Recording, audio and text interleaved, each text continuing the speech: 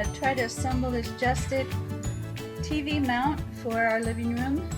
This is the target area. We're going to see what we can do about cleaning it up, making it look a little bit more homey instead of so crazy all the time.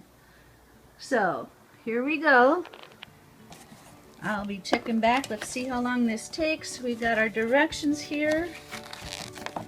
I haven't even looked at it. Looks like we got a lot of little screws and stuff to deal with.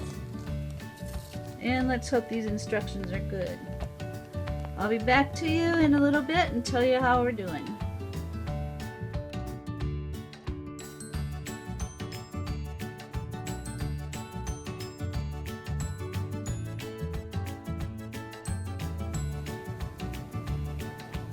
Okay, so the TV's up. It took me about 45 minutes to do. It was pretty easy to do.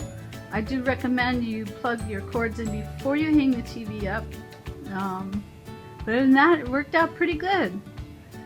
I definitely recommend getting a level. I didn't have one, and it is a little crooked. It's probably going to drive me crazy until I redo it again, but for now it's going to work out. Anyways, I really like this product. Go ahead and get it. It's awesome.